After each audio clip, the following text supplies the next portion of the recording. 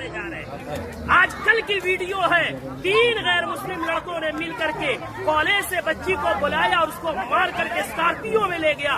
3 दिन रेप किया और रेप करने के बाद उसके जिस्म को सरेआम ले आकर के फेंक दिया। आए दिन ये खबरें आ रही हैं। मैं पूछना चाहता हूँ, इसके पीछे के जिम्मेदार मुआशरे के हमारे और आप जैसे बेगैरत लोग नहीं है जो शादियों में, नाच गानों में, पैसों में आग लगा रहे और आग लगा करके शादियों को इतना मुश्किल बना दिया कि वक्त में शादियां नहीं हो रही है, जिसकी वजह से हमारी बेटियां, जज्बात उनमें भी है, जज्बात की रो में बह करके एजुकेशन वाली बच्चियां गैरों के गोद में खेल नहीं रही है, बल्कि टिश्यू पेपर बना करके उन्हें इस्तेमाल करके गली कूचों में फेंक नहीं दिया जा रहा है, बल्कि उनके चेहरे उड़ाए जा रहे हैं। इतने अदब और एहतराम के साथ बार बार इसरार करने के बाद झुक करके, बाप कह करके, भाई कह करके, ईमान का हवाला देकर, इस्लाम का हवाला देकर, पूरी सोसाइटी के अदब पैमान का हवाला देकर के कहा गया, लेकिन फिर क्यों नहीं माने?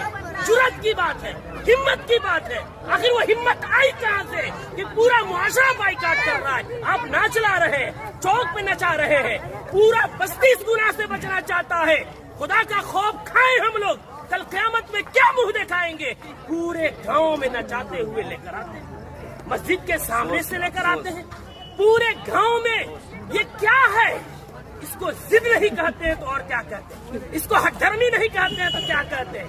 कौन है वो मौलवी, कौन है वो आलिम दीन जिसने कुरान और हदीस पढ़ा है और इतनी सख्ती से मना करने के बाद उस मजलिस में, उस शादी में नाच गाना हो और वो निकाह पढ़ाए, उसका कुरान और हदीस इजाजत देता है? मैं तो एहतराम करता हूँ कि इन्होंने पहले ही जो हमसे मोहब्बत और शफकत के साथ इकरार किया है। कौन है ऐसा जो जिस मजलिस में नाच हो रहा हो, जिस स्टेज में वेशियों का धंधा चल रहा हो, जिस स्टेज में खड़ा हो करके बहनों के पाँव में घुंघरू बांधा जा रहा हो, उनके सरों से दुपट्टे खींचे जा रहे हो, जिस निकाह जो इबादत है उस इबादत के अंदर मुआशरे के लंगे और लुफंगे और लवंडे औरतों के पीछे तालियां बजा रहे हो, वो निकाह में किस मौलवी का इल्म इजाजत देगा निकाह पढ़ाने का?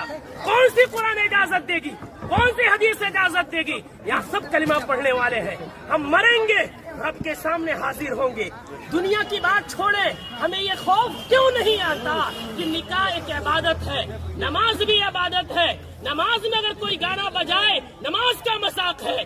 निकाह में कोई गाना बजाए, वो निकाह का मजाक नहीं तो क्या है? जो मौलवी कुरान की आयत पढ़ेंगे उनका मजाक नहीं तो क्या है?